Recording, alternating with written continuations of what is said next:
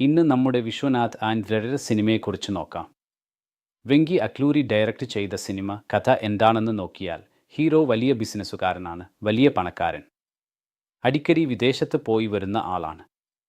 40 വയസ്സ് കഴിഞ്ഞിട്ടും ഇതുവരെ കല്യാണം കഴിച്ചിട്ടില്ല. അത് അമ്മയ്ക്ക് വലിയ വിഷമമാണ്. ഒരു ദിവസം അമേരിക്കയിൽ നിന്ന് തിരിച്ചു വരുമ്പോൾ ഒരു കുഞ്ഞിനെയും കൊണ്ടുവരുന്നു. എല്ലാവർക്കും ഒരേ ആശ്ചര്യം. ഈ കുഞ്ഞ് ആരാണ്? ആ കുഞ്ഞ് അവൻ്റെ സ്വന്തം കുഞ്ഞാണ്. അമേരിക്കയിൽ ഒരു സർഗേറ്റ് മദർ വഴി കുഞ്ഞിനെ ഉണ്ടാക്കിയതാണ്. ഇവിടെ ഇന്ത്യയിൽ കൊണ്ടുവന്ന് വീട്ടിൽ വളർത്തുമ്പോൾ കുഞ്ഞിന് ഒരു രോഗം വരുന്നു. ഈ രോഗം ശരിയാക്കണമെങ്കിൽ കുഞ്ഞിൻ്റെ സ്വന്തം അമ്മ വന്നേ പറ്റൂ എന്ന് ഡോക്ടർമാർ പറയുന്നു. ഇപ്പോൾ വീണ്ടും അമേരിക്കയിലേക്ക് പോയി ആ സർഗേറ്റ് മദർ ആരാണെന്ന് തിരയുമ്പോൾ ഒരു കാര്യം മനസ്സിലാകുന്നു. 20 വയസ്സ് മമിത ബൈജു തന്നെയാണ് ആ അമ്മ. അവളുടെ അടുത്ത് ചെന്ന് കാര്യം പറഞ്ഞ്, നീ ഇപ്പോൾ തന്നെ ഇന്ത്യയിലേക്ക് വരണം എന്ന് പറഞ്ഞപ്പോൾ അവൾ, ഒരു വലിയ തുക തന്നാൽ മാത്രമേ ഞാൻ വരൂ എന്ന് പറയുന്നു. അതിനെല്ലാം സമ്മതിച്ച് അവളെ കൂട്ടിക്കൊണ്ടുവരുന്നു. അവൾ വന്നതിന് ശേഷം അവരുടെ ജീവിതത്തിൽ എന്തൊക്കെ മാറ്റങ്ങൾ ഉണ്ടായി എന്നതാണ് ഈ സിനിമയുടെ കഥ. ഈ കഥ കേട്ട ഉടൻ തന്നെ നിങ്ങൾക്ക് മനസ്സിലാകും, ഇത് ഒരു സാധാരണ ഫോർമുല സ്റ്റോറി തന്നെയാണ്. തുടക്കം കേൾക്കുമ്പോൾ തന്നെ അവസാനം വരെ എന്ത് സംഭവിക്കുമെന്ന് അറിയാം. ഇതായിരിക്കും ഈ സിനിമയുടെ അവസാനം എന്ന് തോന്നുന്ന തരത്തിലുള്ള കഥ. ഇത് ഒരു മിനിമം ഗ്യാരണ്ടി കഥയാണ്. ഇതിന് ഒരു സാധാരണ സ്ക്രീൻ പ്ലേ എഴുതിയാൽ മതി. ഒരു ശരാശരി സ്ക്രീൻ പ്ലേ എഴുതിയാലും ഈ സിനിമ എസ്കേപ്പ് ആകാവുന്ന സിനിമയാണ്. ഈ സ്ക്രീൻ പ്ലേയെക്കുറിച്ച് പറയുമ്പോൾ നാം പലതവണ പറഞ്ഞിട്ടുണ്ട്, ഒരു നല്ല സ്ക്രീൻ പ്ലേ എന്നാൽ അതിലെ ഏതെങ്കിലും ഒരു സീൻ കട്ട് ചെയ്താൽ ആ സിനിമ മുഴുവൻ ജംപ് തോന്നണം. അപ്പോൾ മാത്രമേ അത് ശരിയായ സ്ക്രീൻ പ്ലേ ആകൂ. ഇതിൽ അങ്ങനെയുള്ള നല്ല സീനുകൾ ധാരാളം വരുന്നുണ്ട്. പക്ഷേ അതിൽ ഏതു സീൻ കട്ട് ചെയ്താലും സിനിമയ്ക്ക് ഒരു എഫക്റ്റും ഉണ്ടാകില്ല. ഉദാഹരണത്തിന്, ആദ്യം ഇയാളെ ഒരു തോക്ക് എടുത്ത് വെടിവെക്കുന്ന വീരനായി കാണിക്കുന്നു. ആ സീൻ വളരെ നല്ലതാണ്. പക്ഷേ അത് സിനിമയിൽ നിന്ന് മുറിച്ചു മാറ്റിയാൽ ഒരു ജംപ് പോലും തോന്നില്ല. ഈ കഥ ഒരു തോക്ക് എടുത്ത് വെടിവെക്കുന്ന വീരന്റെ കഥയല്ല, ഇത് മറ്റൊരു കഥയാണ്.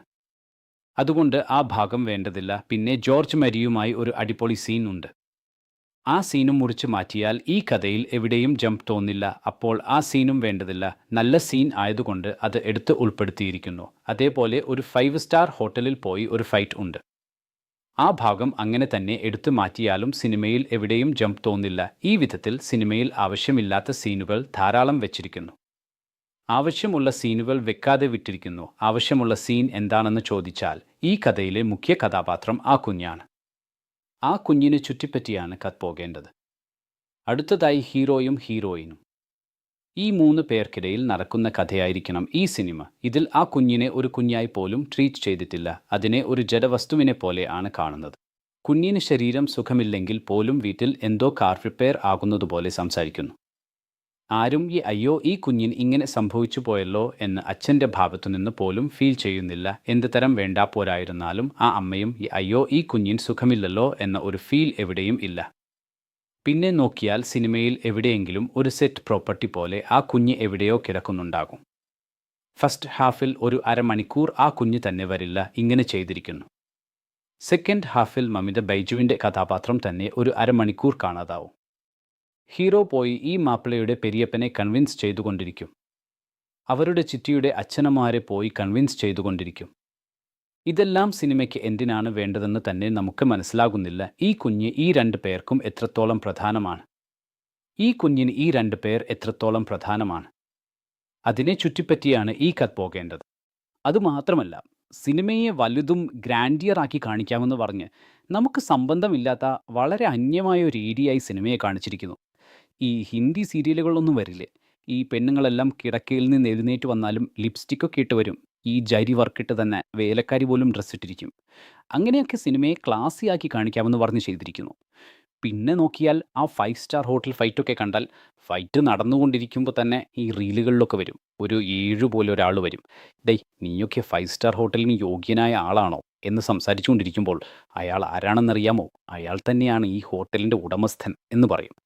അത്തരം കേടുകെട്ട സീനുകളൊക്കെ സിനിമയിൽ വെച്ചിരിക്കുന്നു. ഈ സിനിമയിലെ ഒരു ആശ്വാസകരമായ കാര്യം എന്താണെന്ന് ചോദിച്ചാൽ, ഇപ്പോൾ പതിവായി തോക്ക് എടുത്ത് വെടിവെക്കുന്നതും അരുവാൾ എടുത്ത് വെട്ടുന്നതും കുത്തുന്നതും ഒറ്റ രക്തത്തിൻ്റെ നിറമാക്കുന്നതും മയക്കുമരുന്ന് വെക്കുന്നതും ഒന്നും ഇല്ലാതെ ഒരു കുടുംബസഹജമായ ഒരു സിനിമ എടുത്ത് വെച്ചിരിക്കുന്നു. ഈ കഥയെ തന്നെ ഒരു കുഞ്ഞിനെ ചുറ്റിപ്പറ്റി നടക്കുന്ന അച്ഛനമ്മമാരുടെ വാത്സല്യത്തിൻ്റെ പോരാട്ടമായി സിനിമയാക്കിയിരുന്നെങ്കിൽ നല്ലതായിരുന്നു. ഇതിനെയും വഴക്കമായ ഒരു ഹീറോ ആയി, വല്ലവനും നല്ലവനും നാളും അറിയാവുന്നവനും എന്ന കാര്യത്തിന് പ്രാധാന്യം കൊടുത്ത് ആ ഏരിയയെ ഉപേക്ഷിച്ചു. അത് കൂടി ഒരു സീരിയൽ പോലെ തന്നെ എടുത്തു വച്ചിരിക്കുന്നു. അതും ഹിന്ദി സീരിയൽ പോലെ എടുത്തു വച്ചിരിക്കുന്നു. ഹിന്ദി സീരിയൽ നിങ്ങൾക്ക് വളരെ ഇഷ്ടമാണെങ്കിൽ ഈ സിനിമ കാണൂ.